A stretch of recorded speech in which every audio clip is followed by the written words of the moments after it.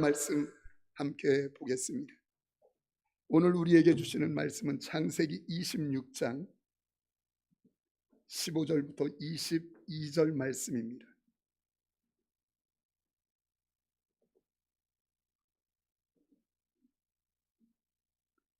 창세기 26장 15절부터 22절 말씀. 우리 한 절씩 교독하겠습니다. 그 아버지 아브라함 때 그 아버지의 종들이 판 모든 우물을 막고 흙으로 메웠더라. 아비멜렉이 이삭에게 이르되 내가 우리보다 크게 강성한즉 우리를 떠나라. 이삭이 그곳을 떠나 그랄 골짜기에 장막을 치고 거기 거류하며 그 아버지 아브라함 때 팠던 우물들을 다시 팠으니 이는 아브라함이 죽은 후에 블레셋 사람이 그 우물들을 메었습니다. 이삭이 그 우물들의 이름을 그의 아버지가 부르던 이름으로 불렀더라. 이삭의 종들이 골짜기를 파서 샘 근원을 얻었더니 그랄 목자들이 이삭의 목자와 다투어 이르되 이 물은 우리의 것이라. 이삭이 그 다툼으로 말미암아 그 우물 이름을 에색이라 하였으며 또 다른 우물을 팠더니 그들이 또 다툼으로 그 이름을 신나라 하였으며 이삭이 거기서 옮겨 다른 우물을 팠더니 그들이 다투지 아니하였으므로 그 이름을 르호봇이라 하여 이르되 이제는 여호와께서 우리를 위하여 넓게 하셨으니 이 땅에서 우리가 번성하리로다 하였더라. 아멘. 아멘. 빛나 교회가 21주년이 되었습니다. 생일을 축하드립니다. 우리 옆에 분에게 생일 축하드립니다. 한번 인사할까요? 계속 사도행전 강해를 하고 있었는데 몇 주간 사도행전 강해를 쉬고 아마 다음 주일도 어린이 주일이어서 절기에 따라서 말씀을 받으려고 합니다. 오늘 르호봇을 주신 하나님이라고 하는 말씀입니다. 모두 잘 아는 고전 일화를 말씀드리고 이렇게 설교가 시작되어지는데 들으신 분들 계시겠지만 못 들은 것처럼 들으셔야 은혜가 될 것입니다. 노회 행사가 있었는데 속초에서 목사 후보생 교육이라는 게 있습니다. 전사님들 교육하는 그런 시간들이 있는데 가서 함께 그 교육을 인도하게 되었어요. 아침에 경건의 시간을 마치고 이제 각자 자유 시간인데 식사도 하고 대화도 하는데 저도 그 논두렁을 산책을 하고 있었습니다.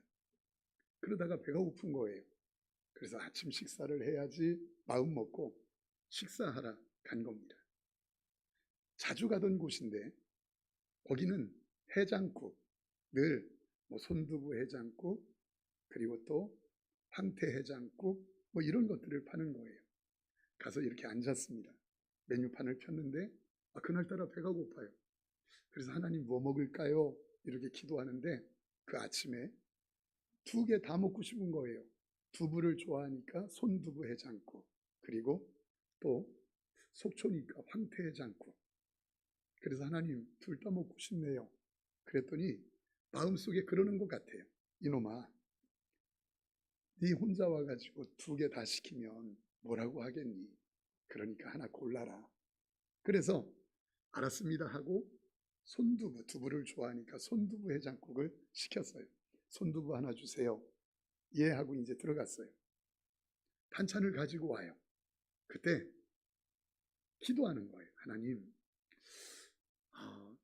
경건의 시간 잘 마치게 해주셔서 고맙고 이제 일정이 시작되는데 하나님 고마워요. 나오면 바로 먹으려고 기도하는데 그 음식이 이제 손두부를 가져다 놓는 것이 느껴져요. 소리가 나고. 그러니까 모든 세포들이 주인님이 지금 손두부를 드시려고 한다. 그러니 전부 다 준비하라. 막 중추신경, 말초신경 전부 다 준비를 해서 집중하는 거예요. 그래서 기도를 마쳤어요. 눈을 딱 떴습니다. 기절하는 줄 알았어요. 왜냐하면 황태해장국이 나와 있는 거예요. 분명히 저는 손두부 시켰는데. 그러니까 모든 세포들이 막 거부 반응을 일으키는 겁니다. 주인님 화내세요. 주인님 화내세요. 저런 놈들 때문에 남북 통일이 안 되는 겁니다. 화내세요. 막 그러면서 막 그래요. 근데 마음 한켠에서 주님이 그러시는 것 같아요. 네가 목사인 거 아는데 네가 잘못 나왔다고 얘기하면 뭐하냐. 그냥 먹어라. 이러는 것 같아요. 그래서 무슨 뜻이 있겠지 하고 이렇게 먹기 시작했습니다. 3분의 1 먹고 한 반쯤 먹었을까? 그런데 갑자기 뒤에서 보던 그 매니저 되는 사람이 뭐라고 하느냐면, 목사님, 왜요? 왜 황태 드세요? 왜요? 아까 제가 들었는데 분명히 순두부 시키는 거 들었는데 왜 황태 드세요? 몰라요. 이거 갖다 주시네요. 그랬더니 아니 그럼 바꿔달라고 해야지요. 괜찮아요. 그랬더니 자기가 들어가 가지고 주방에서 금방 꺼내다가 손두부 해장국을 가져다 주는 거예요. 저는 그걸 2그릇 놓고 앞에 눈물이 나는 거예요. 왜냐면 바로 아까 뭐라고 했죠? 지가 하나님께, 하나님 오늘은 배가 고픈지 둘 다 먹고 싶네요. 그랬거든요. 별거 아닌 것 같은데 하나님 앞에 그런 일들이 하나가 눈물이 나는 거예요. 하나님이 참 섬세하게 일하시는구나. 우리가 이런 하나님의 은혜를 놓쳐버리고 저버리는 일들이 우리에게 얼마나 많은지 몰라요. 왜냐하면 인간적으로 대하고 사람에게 매이고 사건에 매여서 참지 못해서 성령이 주시는 감동 앞에 너 좀 인내해, 좀 참아, 좀 마음을 넉넉하게 가져 라고 하는데 그 마음을 갖지 못하고 그럴 수 있느냐고. 왜 순두부가 나와야 되는데 해장국이 황태가 나왔느냐고. 왜 순두부가 아니라 왜 황태가 나왔느냐고 따지니까 이 하나님의 은혜를 놓쳐버리는 것들이 우리에게 얼마나 많은지 몰라요. 그런데 성경은 뭐라는 줄 아십니까? 너 그냥 인내하고 품어주면 안 되니. 이게 성경이 우리에게 말하는 거예요. 오늘 그렇게 산 사람을 얘기해요. 그게 누군 줄 아세요? 이삭이에요.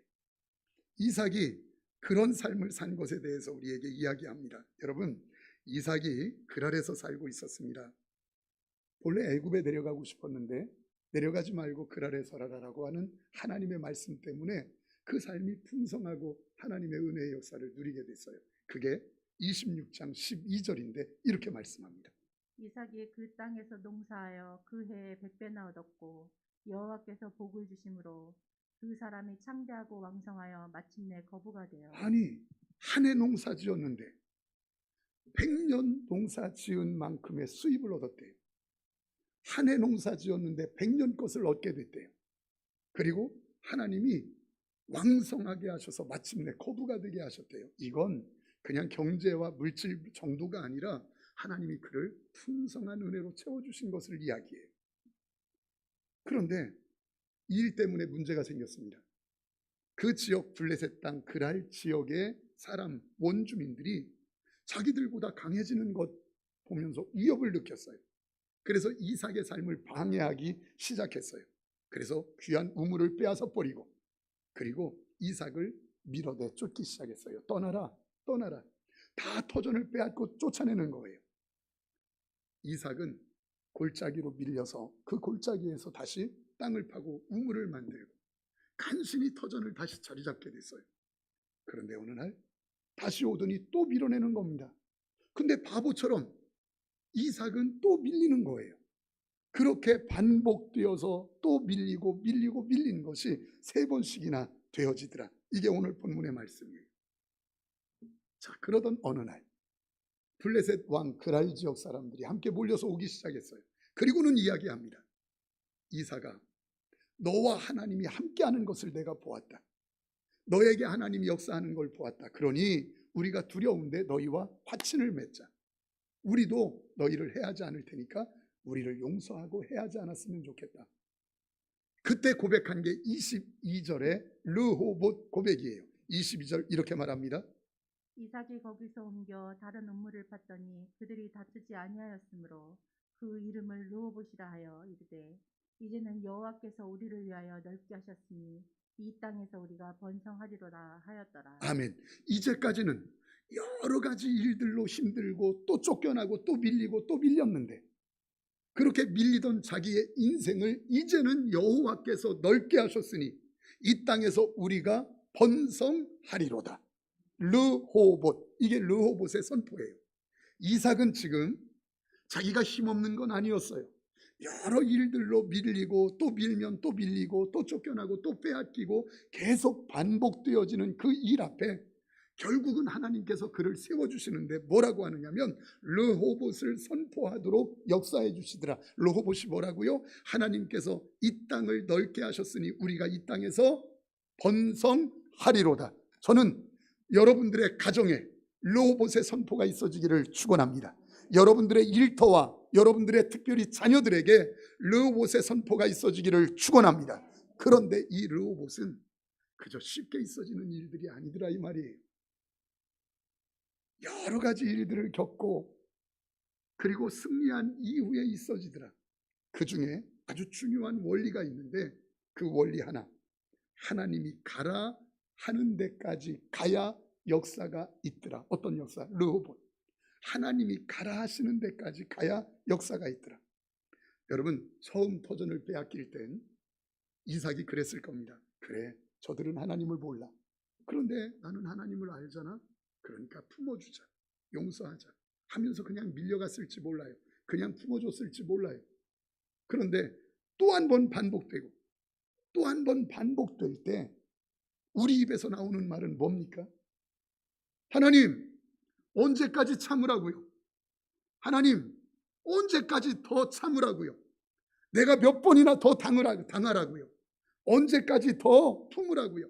하나님 앞에 그렇게 말하지 않겠습니까? 그런데 성도님들, 신앙은 뭔 줄 아세요? 신앙은 내가 가고 싶은 데까지만 가는 게 아니라 하나님이 원하는 곳까지 가는 것이 신앙인 줄 믿습니다. 주님이 가라 하시는 데까지 가는 게 신앙이에요. 내가 원하는 게 아니에요. 이게 영적인 원리예요. 사람들은 내가 가고 싶은 데까지만 갑니다. 사람들은 내가 순종하고 싶은 데까지만 순종합니다. 그리고 나는 할 만큼 했어 라고 말합니다. 사람들은 내가 기도하고 싶은 만큼만 기도합니다. 그리고 나는 할 만큼 했어 라고 말합니다. 나는 내가 용서하고 싶은 만큼만 용서합니다. 내가 품어줄 수 있는 만큼만 품어줍니다. 그리고 나는 할 만큼 했는데 라고 이야기합니다. 그러나 언제나 하나님의 역사는 내가 원하는 것을 지나지 않고서는 있을 수 없더라는 거예요. 사랑하는 성도님들, 빛나교회가 21주년이 되었어요. 얼마나 감사한지 몰라요. 지나보니까 너무너무 감사한데, 그런데 뒤를 살펴보니까 무거워요.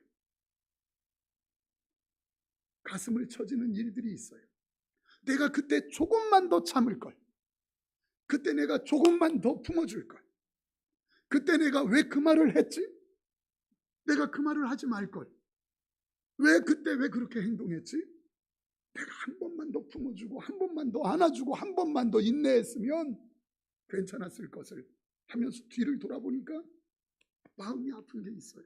저는요 그때 그랬어요.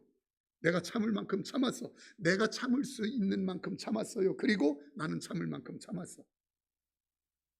내가 용서할 만큼 용서했거든요. 그래서 제가 이렇게 말했어요. 나는 용서할 만큼 용서했어. 내가 품을 수 있는 만큼 품은 것 같거든요. 그래서 그때 이렇게 얘기했어요. 나는 품을 수 있는 만큼 품었어. 그런데 그 아픔이 제게 있었어요. 한 번만 더 참아줄 걸. 조금만 더 안아줄 걸. 내가 그때 한 번 참고 그 말을 하지 말았어야 되는데, 이것 때문에 뒤를 돌아보니까 21년 가슴을 쳐야 되는 아픔들이 얼마나 많은지 몰라요. 그때 품어줄 걸. 왜 그때 품어주지 못했지? 그래서 마음이요 설교를 준비하며 무거웠어요. 내가 좀 품어줄 걸. 사랑하는 성도님들, 여러분께 여쭤보겠습니다. 여러분들은 교회를 뭐라고 생각하시나요? 교회를 뭐라고 생각하십니까? 어떤 것이 교회라고 생각합니까? 21주년이나 되어진 이 교회 앞에 교회가 어떤 곳이라고 생각을 하십니까? 사도행전 2장에 보면 교회의 태동에 대해서 기록되어 있습니다. 그런데 교회의 태동에 대해서 한 번도 교회가 어떤 규범, 어떤 교리, 어떤 논리, 이론을 얘기한 적 한 번도 없어요. 사도행전 2장 44절에서 교회에 대해서 이렇게 이야기합니다. 믿는 사람이 다 함께 있어 모든 물건을 서로 통용하고 예, 믿는 사람들이 모든 자기의 물건도 함께 나누어 통용하고 45절에 이렇게 말을 해요. 또 재산과 소유를 팔아 각 사람의 필요를 따라 나눠주며 자기에게 조금 더 있으면 그것을 팔아 연약하고 힘들어하는 자들에게 나누어 함께 쓰고 이렇게 했대요. 지금 여기에 교리가 어디 있습니까? 여기에 이론이 어디 있습니까? 여기에 어떤 규범이 어디 있습니까? 아주 단순합니다. 무조건 교회는 뭔가 태동하는데 딱 보니까 무조건 사랑하는 거예요. 무조건 품어주는 거예요. 물질적으로 좀 더 갖고 있는 사람은 이유 없어요. 그것 나누어서 연약한 사람, 힘들어하고 아파하는 사람들에게 나누어 주는 것, 이것을 지금 교회 태동의 이야기로 하고 있는 거예요. 여러분, 이게 뭘 이야기합니까? 물론 교리 중요합니다. 물론 이론 중요합니다. 물론 규범도 논리도 다 중요합니다. 그런데 교리보다 이론보다 더 중요한 것이 있으니 교회는 사랑하는 곳이다. 교회는 품어주는 곳이다. 교회는 안아주는 곳이다. 교회는 기다려주는 곳이다. 베푸는 곳이라는 거예요. 용서하는 곳이라는 거예요. 교회는 품어주는 곳이라는 거예요. 안아주는 곳이라는 거예요. 누가 와도 기다려주는 곳, 이게 교회라는 거예요. 이런 맥락에서 빛나 교회가 논리도 필요하고 빛나 교회가 이론도 규범도 필요합니다. 그런데 아주 중요한데 그보다 모든 덕목보다 훨씬 더 중요한 최상의 덕목으로 최상에 있어야 되는 것이 있으니 그것은 사랑이다. 그것은 품어줍니다. 그것은 안아줍니다. 기다려주는 것이에요. 모든 일들, 모든 덕목들 위에 최상의 법, 그건 사랑의 법이다 이 말이에요. 성경에 고린도 교회가 있어요. 그런데 이 고린도 교회 참 대단한 교회였습니다. 두 가지가 대단했는데 한 가지는 영적으로 지식이, 성경 지식이 풍성했고 그리고 은사가 풍성한 교회였어요. 그게 고린도 교회. 또 하나는 그럼에도 불구하고 그 교회에 분쟁이 있었고 시기가, 질투가 있었어요. 다툼이 있었어요. 그런데 사도 바울은 고린도 교회에 대해서 뭐라고 진단하고 평가하는 줄 아십니까? 성경 지식이 대단하고 은사가 대단한 교회인데 그 교회를 이야기할 때 고린도전서 3장 1절에 이렇게 말씀하셔요. 형제들아 내가 신령한 자들을 대함과 같이 너에게 말할 수 없어서 육신에 속한 자 곧 그리스도 안에서 어린 아이들을 대함과 같이 하라. 어린 아이 같은 교회, 육신에 속한 교회다. 아니 성경 지식이 풍성한데, 아니 연륜도 있고 그리고 은사도 풍성한데 어린아이 같은 교회, 어린아이 같은 너희, 그리고 육신에 속한 자라고 이야기해요. 왜 그래요? 계속 보니까 뭐라고 하느냐면 너희 가운데 시기와 분쟁과 질투가 있도다. 그러니까 성경이 말하는 건강한 교회, 성경이 말하는 모범된 성숙한 교회의 기준은 성경 지식이 얼마나 있느냐, 영적인 은사가 얼마나 있느냐 하나도 따지지 않아요. 오직 너희 가운데 사랑이 얼마나 있느냐, 얼마나 품어주느냐, 얼마나 기다려주느냐, 얼마나 안아주느냐, 얼마나 베푸느냐, 얼마나 용서하느냐, 이걸로 성숙한 교회냐, 성숙한 신앙인이냐. 내가 금식 기도를 몇 번 했는데요, 내가 신앙의 연수가 얼마나 깊은데요, 별소리 다 해도 신앙인의 성숙함은 성경의 지식에 있는 것이 아니라 내가 어떻게, 여러분 제가 말씀드렸던 하버드 대학의 와그너 교육학자의 이야기 기억납니까? 3주 전의 메시지. 세상 사람들은 우리가 무엇을 알고 있느냐는 아무 관심 없어요. 세상 사람들의 관심은 알고 있는 그것 가지고 어떻게 사느냐, 어떻게 행하느냐에 관심이 있어요. 성도님들, 얼마나 사랑하느냐, 교회는 성숙함이 그 척도가 얼마나 용서하느냐에 달려있다. 그런데요, 용서, 용납, 품어줌, 요즘 눈 씻고 찾아보기 힘들어요. 어디서? 교회에서도. 요즘 눈 씻고 찾아보기가 힘든 세상이 돼버렸어요. 용서, 교회도 세상과 똑같이 그럴 수 있느냐고 삿대질하며 싸워요. 품어줌, 어떻게 저렇게 사느냐고 배타해요. 교회 내에서도 용서, 품어줌, 베푸는 것 찾아보기 힘든 세태가 돼버린 것이에요. 빛나교회가 여기까지 오는 동안 마음이 아픈 게 그거예요. 아까도 말씀드렸지만 마음이 아파요. 제가 품어주지 못해서 아파했던 사람들이 얼마나 많은지 돌아보면 부끄러워요. 떠올려져요. 참 어렸구나. 참 어리석었구나. 참 성숙하지 못했구나. 그릇이 너무 작았구나. 사랑하는 성도님들, 우리 빛나교회 지금부터라도 우리 교회는 똑똑한 사람, 깨끗한 사람, 흠없는 사람, 잘난 사람들이 득세하는 교회가 아니라 허물 많고 연약하고 실수하고 말 함부로 하고 없는 말도 만들어 내는 이들까지도 누구라도 품어낼 수 있는 실력 있는 빛나교회 되기를 축원합니다. 누구라도 품어줄 수 있는, 엉뚱한 짓 해도 말할 수 없이 이해할 수 없는 인격적인 파탄자라 해도 빛나교회가 품어줄 수 있는 실력 있는 교회, 바로 우리 교회 되기를 축원합니다. 10개로 우리를 힘들게 하며 10개로 우리를 괴롭히면 100개의 사랑으로 덮어버리는 거예요. 10개로 우리를 아프게 만들면 몇 개의 사랑으로 덮어버려라. 100개의 사랑으로 덮어서 질식시켜버리는 거예요. 여러분 한번 그러면 안 될까요? 좀 오른뺨을 때리려고 하면 한번 대보는 거예요. 눈 딱 감고 말씀대로 한번 맞아보는 거예요. 너 왜 맞아야 돼? 내가 맞아야 될 이유가 있어? 내가 뭘 잘못했는데? 라고 따질 만한데 말씀대로 이유 없지만 맞아보는 거예요. 그리고 왼뺨도 돌려대는 거예요. 한번 해보는 거예요. 바보 같지만 그때 하나님의 말씀이 이루어지고 영광이 누려지지 않겠습니까?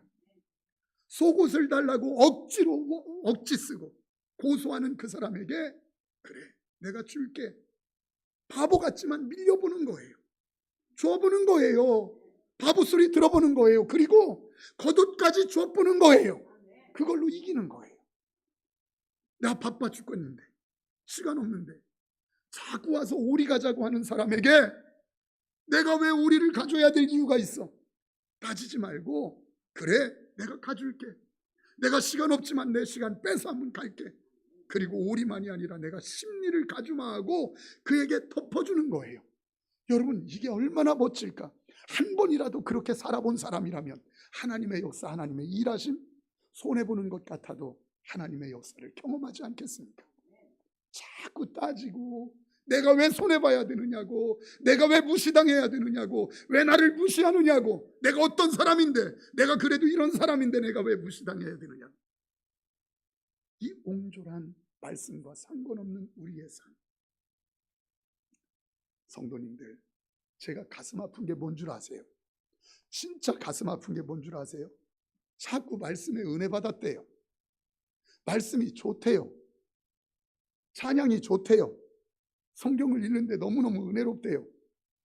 늘 집에 가면 설교 방송을 틀어놓고 산대요. 그런데요, 그래서요 여러분들에게 묻고 싶어요. 그래서요 뭐가 변했는데요? 그렇게 하나님의 말씀에 은혜를 받았다는데 뭐가 변했는데요? 그렇게 하나님의 말씀을 읽었다는데 뭐가 변했는데요?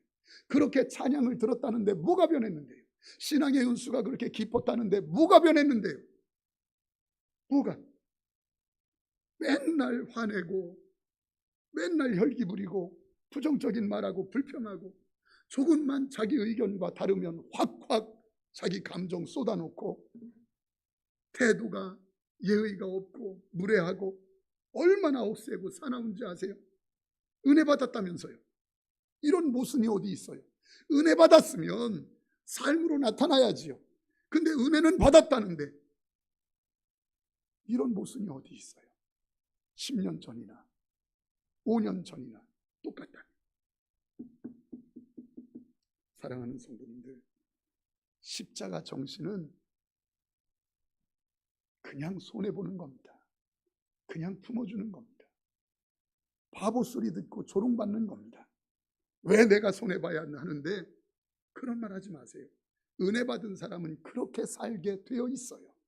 손해보며 살게 되어 있어요. 은혜 받아보면. 성도님들 아세요? 우리 교회에 새로 오시는 분들 절대로 그냥 오시는 분들 아니에요. 우리 교회에 새로 등록하시는 분들 절대로 그냥 오시는 분들 아니에요. 처절한 영적 싸움 가운데 오시는 분들이에요.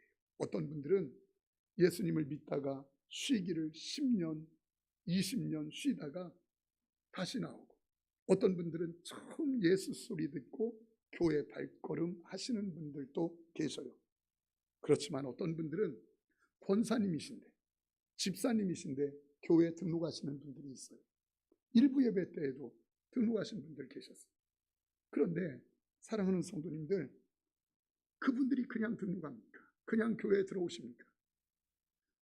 얼마나 많은 상처들이 있고, 교회에서의 아픔이 있고, 세상에서 세파에 찌들어 아픔이 있고, 그런 여러 가지 아픔 가운데 예배당 문 열고 들어와 앉기까지 보통 싸움과 보통 상처와 얼마나 큰 아픔들을 안고 계신 분들인지 몰라요. 대부분이 그런 분들이에요. 피눈물 나며 눈물을 흘리면서 오시는 분들, 그런 분들이에요. 그럼 먼저 믿는 저와 여러분들이 해야 될 일이 뭡니까? 품어주고 안아주고 사랑하고 용서하는 게 교회라면 우리가 그렇게 해야 할 줄 믿습니다. 누가 와도, 우리 생각과 다른 분이 와도, 없는 말을 지어내는 사람이 와도, 우리를 보며 손가락질하고 따귀를 때리는 사람이 와도 용서하고 품어주고 또 기다려주고 안아줘야 되는 게 우리 빛나교회인 줄 믿습니다. 그럼 어떻게 우리를 욕하고 힘들게 하는데도 품어줄 수 있어요? 기다려줄 수 있어요? 안아주고 용서할 수 있어요? 이삭이 그랬어요. 반복하여 우물을 빼앗기는데, 반복해서 터전을 빼앗기는데도 이삭이 다투지 않고 밀면 밀려나고 또 밀면 또 밀려나고 또 끌면 끌려오고, 바보같이 그래요. 지금 이삭이 아무것도 할 수 없는 것처럼 힘이 있는데, 우리 16절 한번 읽어볼까요? 성경 보면서 우리 16절 보세요. 시작. 아비멜렉이 이삭에게 이르되 내가 우리보다 크게 강성한 즉. 여러분, 지금 아비멜렉 이들이 터전을 빼앗거든요. 그렇게 빼앗을 때 이들보다 훨씬 더 강한 게 이삭이에요. 근데 힘이 있는데도 불구하고 밀면 밀려나고 뺏으면 빼앗기고 쫓겨나더라 이 말이에요. 바보예요?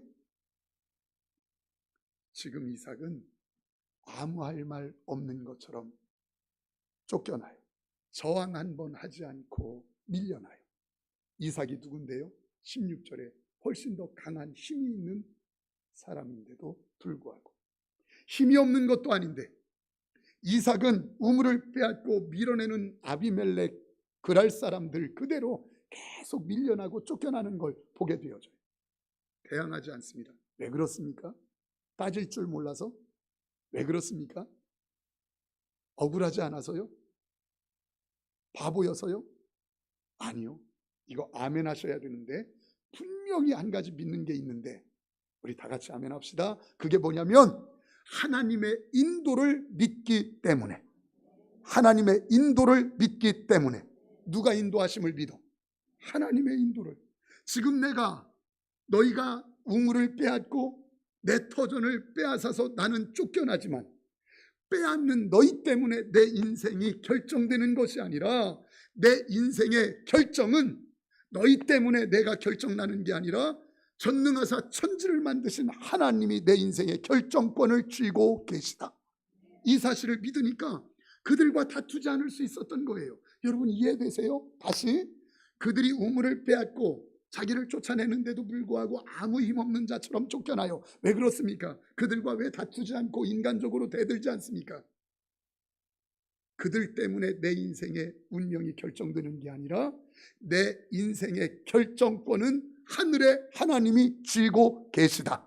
이 사실을 정확하게 믿고 있기 때문에 너희가 우물을 빼앗든 너희가 나를 쫓아내든 내 터전을 빼앗아 가든 그것 때문에 내 인생이 결정되는 게 아니라 내 인생은 전능하사 천지를 만드신 하늘의 하나님이 쥐고 계시다. 이 사실을 믿으니까 이들과 싸우지 않는 거예요. 이들 앞에 매이지 않는 거예요. 이 사람들 앞에 허우적거리지 않는 거예요. 넉넉하게 이기는 거예요. 사랑하는 성도님들, 여러분들의 인생의 운명의 결정권은 누가 쥐고 있다고 생각하십니까? 다시 여러분들에게 묻습니다. 여러분들의 가정의 운명의 결정권은 누가 쥐고 있다고 생각하십니까? 여러분들의 자녀들의 운명의 결정권은 누가 쥐고 있다고 생각하십니까? 여러분들의 인생의 결정권은 누가 쥐고 있다고 생각하십니까?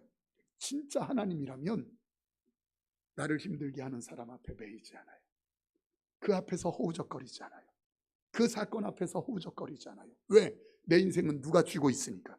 하나님이 인도하고 있으니까. 저 사람 때문에 내 인생이 결정된다면, 나를 힘들게 하는 사람 때문에 내 인생이 결정된다면 그 사람하고 싸워야지요. 근데 이 사람 때문에 결정되는 게 아니라 하나님이 쥐고 있으니 나 이 사람 넉넉하게 대할 수 있더라 이 말이에요. 여러분들은 누가 쥐고 있다고 생각해요? 여러분 자신입니까? 금방 알아요. 30 지나 40 넘어 50 넘으면서 모든 사람이 하나같이 고백하는 진리가 있어요. 그게 뭡니까? 세상 내 맘대로 안 돼. 진짜 안 돼요. 내 몸으로 난 새끼가 내 맘대로 돼요? 고르고 골라서 결혼한 아내, 남편이 내 맘대로 돼요? 나중엔 내 몸뚱아리마저도 내 맘대로 안 돼요. 어떻게 내가 내 맘대로 돼요? 여러분, 돈이면 내 인생의 운명이 결정될까요? 돈이? 아니면 권력이? 명예가 내 인생을 결정할까요? 아니면 내가 의지하는 어떤 사람이 내 인생의 운명을 결정해 줄까요? 아니요. 사랑하는 성도님들, 오직 저와 여러분들의 인생의 운명의 결정권자는 어떤 사건, 어떤 사람도 아니고, 나를 힘들게 하는 사람, 나를 칭찬하는 사람도 아니고 전능하사 천지를 만드신 하늘의 하나님인 줄 믿습니다.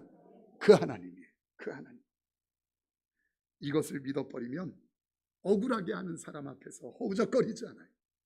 나를 힘들게 하는 사람 앞에서 넉넉하게 용서할 수 있어요. 얼마든지 용서할 수 있어요. 여러분, 다윗 보세요. 다윗은 사울 왕의 모순 앞에서 한 번도 인간적인 반응을 보이지 않았습니다.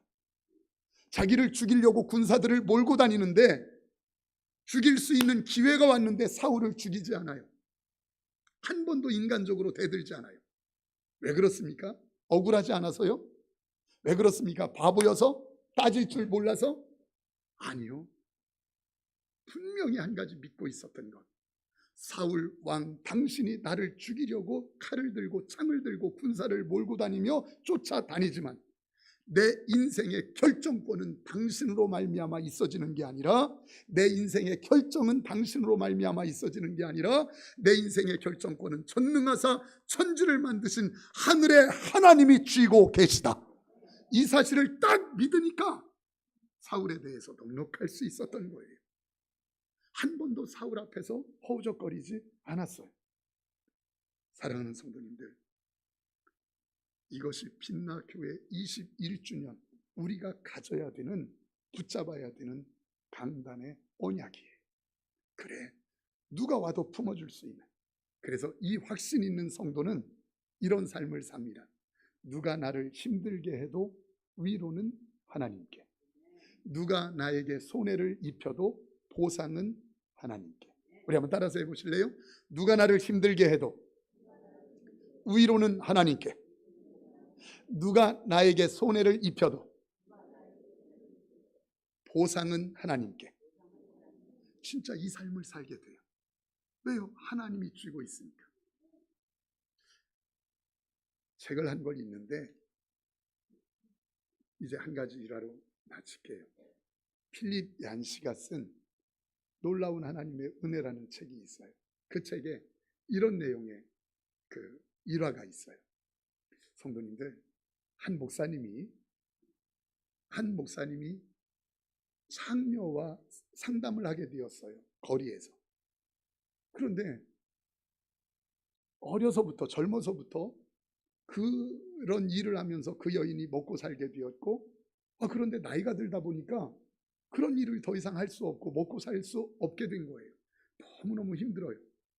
그래서 어떻게 먹고 살기는 해야 되고 해서 이 여인이 어떻게 했느냐면 자기 어린 딸을 이상한 남자들에게 팔아서 먹고 살기 시작한 거예요.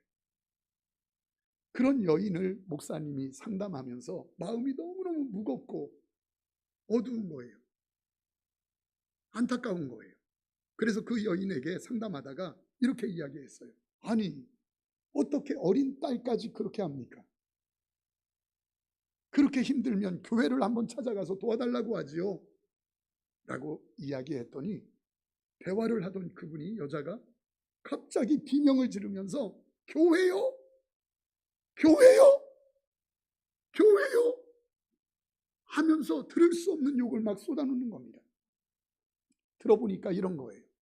자기가 너무너무 힘들어서 교회를 갔는데 그 교회 사람들이 자기가 그런 여인이라고 하는 것을 알고 난 뒤부터 얼마나 반응이 싸늘하고 우리 그 무시하는 눈으로 바라보는지 도저히 견딜 수 없어서 더 큰 상처를 받고 교회에서 나오게 되어서 교회 하면 이가 갈린다는 거예요.